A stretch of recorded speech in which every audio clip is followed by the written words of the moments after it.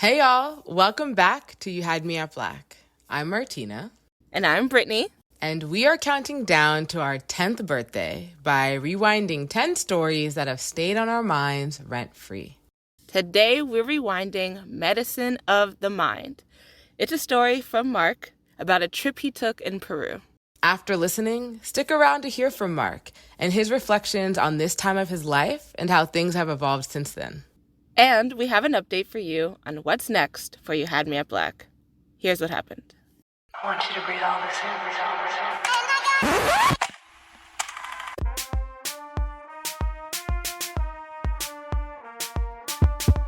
this in. This is You Had Me at Black, the podcast where black millennials tell true life stories. I'm sitting at my desk at work. It's probably like 1 p.m. And I get a text from my friend. He's like, yo, can you call me? And, I'm thinking it's an emergency. I'm like, okay. So I kind of stop what I'm doing. I get up from my desk. I'm at work. I give him a call. I was like, hey, I'm going to Peru next week. My girlfriend canceled on me. It's a group trip. Everything's already paid for. Can you just get to Peru? When he called me, at first I was like, no, like I can't go to Peru next week. I mean, I really felt nervous. I thought that I wouldn't be able to do it. But every time I tried to find an excuse to not go, like I had nothing going on the next week. I had plenty of days off that I could take. I had money saved to take a trip. I just hadn't thought about Peru. I'm like, I don't know. I mean, I can try. So I found like a pretty good deal to Peru, like Lima, Peru. So I buy the ticket. So I get to Peru. Everything's going great. The first day of the trip is fine. We enjoy Lima, Peru. The second day of the trip, we explore some more. Then the next part of the trip was to fly to Cusco, Peru. And the next day, we have like a group lunch. So we go to the group lunch, and it's like a Peruvian version of a plaza, like a small little shopping plaza. We kind of jet out a little early because we had already finished eating. The checks, everything's already taken care of. So it was my friend and I, we were just walking around looking at the other stores, looking to buy some souvenirs. I was specifically looking for like an alpaca fur, like pillowcase or something like that. So we walk into a shaman shop.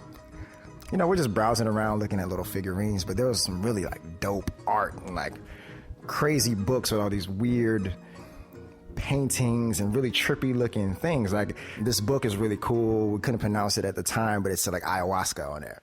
My friend, he's done like these types of psychedelic drugs in the past, so he was familiar with ayahuasca. He had done like DMT.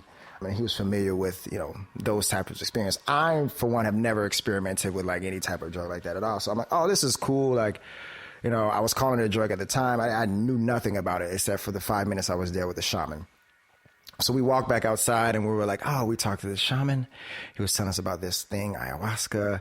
And one of the girls on our trip, and she was pretty quiet the whole trip. She didn't really talk much, but she was from Florida too. So we had connected a little bit. And she's like, oh, I studied that in college. I'm a religious studies major. And she kind of gave us like a quick rundown about like how people tie this into religion. And she was like, yeah, it's believed that when they saw the burning bush, it was sort of under the influence of a similar concoction. And they've been doing this for centuries. The Incan and Peruvian people have been doing this, and it's like a thing that's known in the Amazonian rainforest. I'm like, okay. All right, so it's kind of legitimized to me a little bit. So now she's excited to go talk to the shaman as well. So we go back in, and they're asking more questions. They're actually asking more questions than I am. I'm just kind of browsing around. I'm still looking for my pillowcase. And then he's like, actually, we do ayahuasca ceremonies. We can do that for you. And we have openings for tonight at 7 p.m. And it's like maybe 2:30. And I'm like, yeah, we should do it. I think we should do it. And then they both look at me like, Mark, are you going to do it? And I guess I didn't have a reason to say no. I mean, we're all adults. We're on a group trip. So I said, yeah, sure, whatever. So we signed up, we paid. He said, come back at 7 p.m. Don't eat anything for the rest of the day. Pee, poop, like get everything out of your system and like start to meditate and all this and get ready for 7 p.m. when you come. And even at this point, I don't think it hit me. I'm like, all right, cool. We're going to go back to the plaza. I'm going to drink this stuff and I'm going to have an experience. I'm going to go back. Right. Wonderful. 7 o'clock rolls around. We go back to the plaza. Nobody's there. Everything is closed. Nothing is open. And now, like, that was the first little tinge of like, okay, like, I don't know if this is the best idea. So like 5 minutes go by, 10 minutes go by, then a car pulls up. There's 2 Peruvian men in the driver's seat and then the passenger seat. And they don't speak English. We don't speak Spanish, but we kind of just, through a series of like, hand gestures and eye contact, we were able to determine that, they were there to pick us up. So it's the 3 of us crammed in this back seat. It's a very small car. It's tight, right? I don't have like leg space. Like, it's tight. And at this moment, I realized, I thought we were going to do this in this store. Like, I didn't know we were going to go like off-site to another place. So I'm like, okay, all right, I'm going to get in this car with these 2 men. We pull off. We leave out of the main city center, and then we're driving. I can still recognize some of these places because we had been in the city for like a couple of days and we explored a lot during the daytime. So I can recognize a lot of the places we're passing by. But then we kept driving. So like 40 minutes later, we're still driving. And the whole time, there's no radio. Nobody's talking. We're just riding in silence. And it was at this point where I'm starting to panic. Like, okay, this is... If I didn't known it was going to be this up to this point, I would not have said yes because I have no answers. They don't, nobody can communicate. So at this point, I pull out my phone. I'm like, I know I'm on roaming. Like, I'm going to turn my phone on just so I can see my dot like on Google Maps. So I turn on my phone. I'm like, I'll pay whatever fee I have to pay, and no service, no bars, no nothing. And then we finally get to like a freshly paved area, and they stop the car, and they kind of just gesture for us to get out of the car. So we get out of the car, no words. I hadn't spoken a word in 45 minutes to an hour. Nobody has. And then they kind of just gesture us up the hill, walk up the hill. At this point, I'm like, this is some horror movie shit. I'm going to die, and people are going to be like, well, you should have known better. I was scared. I was truly terrified. I'm like, I don't know what's going to happen. And the thing is, when they gestured for us to go up the hill, they didn't come with us. They stayed back at the car, right? So we're walking in silence up this hill, and we get to like this like metal sliding door, tall gate. Like it's like the opening to a complex. And then there was kind of like a moment of levity when we all look at each other like, who's going to knock? Like somebody has to knock. So I knock, knock, knock, knock. And the door like swings open, and there's this lady. She's like, oh, hello, hi, welcome. And we're like, oh God, thank you so much, English, how are you? And she like invites us into this complex, and there's a few houses, and we're walking by, we're seeing like a daughter like through the window in the living room watching like, The Voice or something. So, okay, it was like, all right, okay. I feel a lot more comfortable about my situation now. Like, so now I at least know I'm going to get, what I pay for. So we walk past the house, and there's like a circular hut looking building. She's like, okay, you're going to come into this building here. And she's like, here's your bed, here's your cot. So just have a seat here, and the shaman will be with you. The shaman comes in, and he looks exactly how you would imagine a shaman. He had like lots of beads on. His hair was long, like past his waist. He looked about, I don't know, he could have been anywhere between like 60 and 120. He wasn't very tall, but he looks like so wise. Like he like held his hands in front of his chest, like together, like a very like, calming posture. And he walked in, he's like, hey, I've been doing this all my life. It's the only job like I've really done. I've been doing this for 40 years. You guys are in good hands. We've been doing this ceremony. My father taught it to me, and I'm teaching it to my sons. Like, this is very sacred to us. We're happy that you're here to have this experience. He gets right to it. Like, he didn't even really sit down. He just says, all right, come here and have a drink of this ayahuasca. It was like a double shot. Like a double shot glass, like literally what you would get from like Chili's or TGI Fridays. So I drank it like straight back. It was like the consistency of like a Bloody Mary, and it tasted like, shredded olives and grass. and like some other flavors that I can't identify. It wasn't a very tasty thing, but it wasn't terrible. Like it wasn't, it's probably acquired taste. And then the assistant shaman drank one and the shaman drank one. And we're like, wait. I did not know that you guys were going to be drinking this too. I thought, you would be helping us through this process. Then they walk out and they said it takes about 45 minutes for it to kick in. So just have a seat and we'll be with you. So they leave us in this room. They walk out of the room. I think this was the moment where I'm like, oh shit. Like, I'm in the mountains in Peru in a hut and I just drank this elixir. I have no cell phone service. Nobody knows where I am. What the fuck am I doing? Why am I here? What am I doing? I'm making a terrible mistake. I start to sweat. And all these emotions I'm feeling, I don't even know if it's what I drank or like it's a normal emotion. Like I'm like, I'm so stupid. Like, what am I doing? There wasn't really much conversation at all. It was maybe like, do you feel anything? No. What about you? No. But after 45 minutes of sitting, I blinked. And when you blink, you expect to see darkness. It was already pretty dark. So a blink is basically the flame going away. It was pitch black dark. But I did like a, extended blink. It was so bright. I saw so many colors and I kind of let off like an audible, like, whoa. And like right on cue, the assistant shaman comes in and the shaman comes right in right after. And it didn't say anything. At this point, I'm scared to close my eyes. I'm not ready to see all of what's going on behind my eyelids. But eventually, I had no choice. So they started playing music. So they played this music for 8 consecutive hours.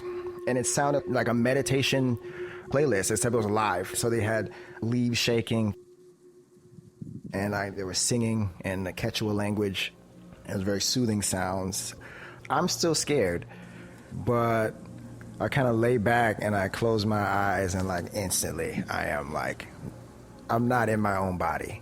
So at first it was like an internal struggle for me to let myself go. My eyes are closed now. Like I feel nobody. I feel like I am a perfect sphere in this space. And then like things are just flying by like so quickly. Different shapes turning into different animals, turning back into shapes.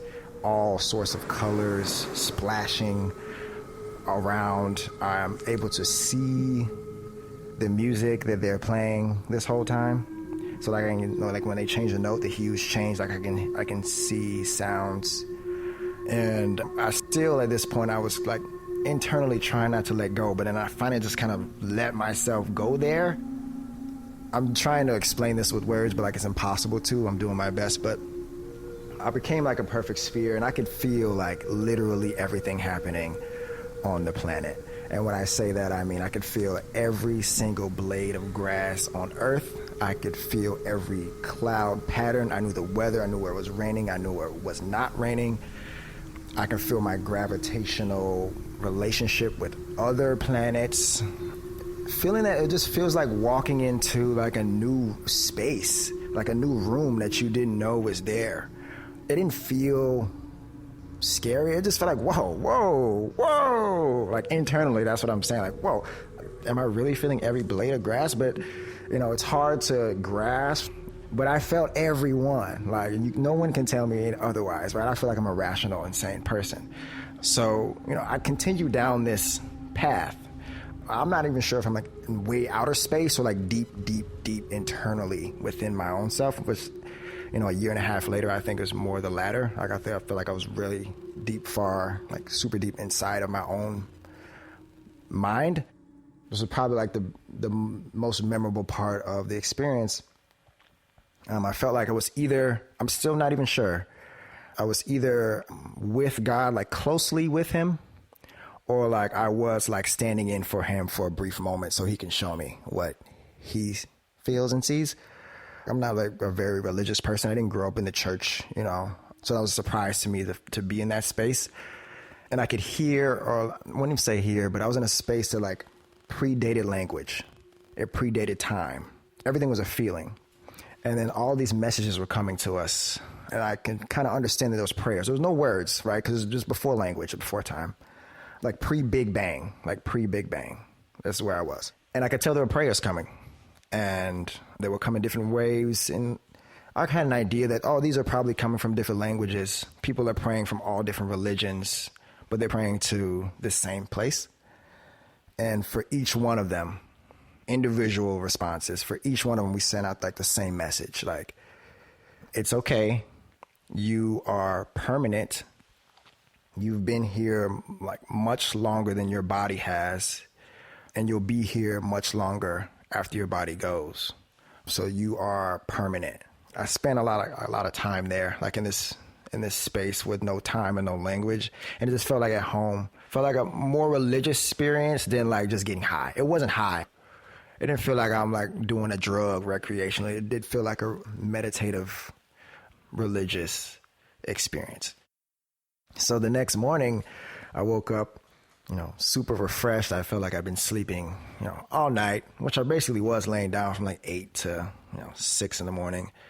And then the trip continued. So like the next thing on the itinerary was to go out like up into the mountains, like super high up into the Andes Mountains. And I feel like the experience continued there because like it was, I live in New York City. I see a bunch of concrete all day, and just being up in the mountains where it's super quiet. And I just had more time to reflect about my experience and where I stand in this world. After the trip, after Machu Picchu, after spending times, great times with friends, new friends, get back to New York. I land at JFK, and it was back to normal. I had lived this entire new life in Peru. I felt like I was there for months, and I was only there for 8 days. And it was just so much concrete. It was right after July 4th when this happened, so it was super hot, loud. People were just being New Yorkers. And it took me a good 2 weeks to get readjusted to New York because it's just two different extremes. I think I went to the park like 3 times, and like the following week just to like see grass and just be in nature because like I was just one of the things created by God. Yeah, I've been a lot more spiritual for me now, and a lot of times I hear like God is within you, and I'm like, that resonates a whole lot more strongly to me now. Me telling this story is kind of my way of getting back into that very reflective phase as I begin a new year. I'm not saying that I want to, try it again on January 1, but I do want to just make sure that I'm reminding myself that I'm permanent, no matter how shitty 2016 is, we made it to 2017. So there's something in that.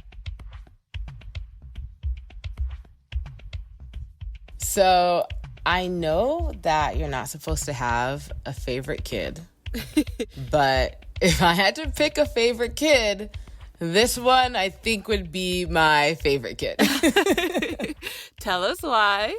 All for very geeky reasons. I think, like, as a storyteller, I was on the edge of my seat the entire time Mark was telling the story, right? Yeah. Like, it felt like I was in a movie and the tension was building and building until you get this release of the psychedelic experience. And then there's this sound design. It just felt like I was in a lava lamp. Yeah, that's a really good way to put it. And I just think it was some of our best sound design ever. Yeah, I agree. The first time I listened to it, I was like, oh my God. Like, Right. Huge shout out to Charlie Corpening and Dion Henderson. Y'all really put your foot in it.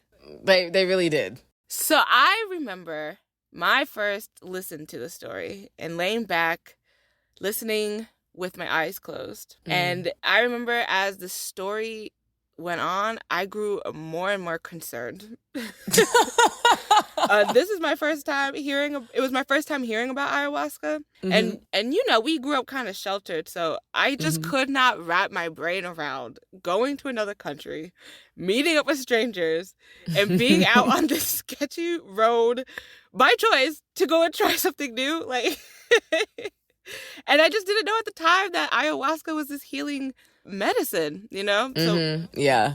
But by the end of the episode, I really admired Mark. I thought he was so brave.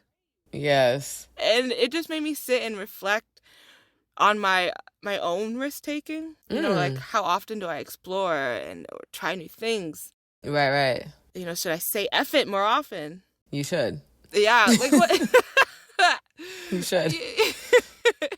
It's a life that always plays it safe, Yeah, no, I feel you. I love this story because it's just Black people adventuring, right? And getting outside of their box. And when someone thinks about vacation in Peru, they are probably not thinking about a group of Black folks on a mountain. But we are there because we're everywhere. We are. So let's see what Mark had to say about his story. Yeah, so it's been somewhere around 10 years since The Medicine of the Mind, a story that I told about my trip to Peru, my first psychedelic experience. It was a time in my life where I was trying to figure out what I was going to be or trying to do. Early 20s, just exploring myself in ways that I had never imagined, growing up the way I did. So that was one part of an important part of my 20s. I was working in tech sales, kind of lost. Didn't know I didn't want to do that, but I didn't know what I wanted to do next. And that trip, maybe, I could possibly attribute that to one of the first dominoes to fall in my creative journey. Since then, I've become a photographer and director, so I've been able to find a path that suits me, my personality, my life, the way my brain works a lot better. So I've been able to make a career of that. I've had a child since then. I've moved to Los Angeles. Since then, I have a much more sound idea of who I am and my identity as a human, as a man. Looking back, I would tell that version of myself, hey, good job, bro. Like, good for you for being intentional about recognizing opportunities to examine yourself. And I would tell that version of myself that, to stay curious, because there's going to be a lot more challenges and problems to solve in the next 10 years, and to cherish that time, cherish the time where I could be spontaneous and go to Peru low-key on a whim. So I would tell myself to enjoy the time and be safe. I've done psychedelics since then, maybe like once or twice in the past, 10 years, but this is almost like a process of this ceremony and this medicine finding its way back to me in a way. I've been thinking about it more. But, we'll see how things progress in the future. I'm just excited that I can give a 10-year update on anything in my life. So I'm grateful for that time. And I still tell the story from time to time. So definitely a great experience for me. This story aired in March 2017 as part of our 3rd season. At this point, You Had Me at Black was just under a year old, but we already had folks tuning in from outside the Bay Area where I lived at the time and asking us when we were planning to come to other cities. I was home in New York for the holidays and recorded with Mark at the Indie Creator Network studios in the city. The Indie Creator Network is a network of Black podcasts run by Wise Grisette. Now, a big part of You Had Me at Black's growth was our relationships with other Black podcasts. We'd swap promo and find ways to collaborate and just help to put each other on. Besides the Indie Creator Network, some of the other shows that we built good relationships with were Fan Bros Podcast, Black Belt Stories, While Black, and Bag Ladies. So go check out those shows if you haven't in a while. But that spirit of collaborating, of putting each other on, of creating our own thing together alongside each other, that's how we survived. And that is what we're doing now. Because here's the thing. If we want to tell our stories in the ways that we want to tell them, we have to build the structures for us to do so outside of the mainstream. We can't wait for industry gatekeepers to give us permission or to determine that Black is in again. You Had Me at Black is part of a long tradition of Black folks meeting our own needs, creating spaces that affirm who we are, and circulating our resources within our own communities. Things like juke joints, shout out to Sinners, churches, barbershops and hair salons, even susus. These are things that we built to serve our people and each other because we were all we had. And that's what I have been working on in the years that we've been off the air. You Had Me at Black that is built on the interest of our community, our audience, our listeners, because still, we are all we have. Not the industry, not sponsors, not advertisers. I've been sharing the blueprint for this over on our Substack, And now is the time to move from blueprint to foundation. On our 10th birthday, You Had Me at Black is launching the Patron Circle. It's a way to financially contribute towards this rebuild and help seed a new future for You Had Me at Black. So if you want to stay in the loop, visit youhadmeatblack.com to sign up for updates. Until next week, peace. This special Rewind episode was written and produced by Martina Abrahams Ilunga and me, Brittany Abrahams. We created You Had Me at Black, and Martina is also our executive producer. The Medicine of the Mind was produced by Jared Sport and Martina. That design that made you feel like you're in a lava lamp was done by Charlie Corpening and Dion Henderson. Special thanks to Mark for sharing his story and reflection.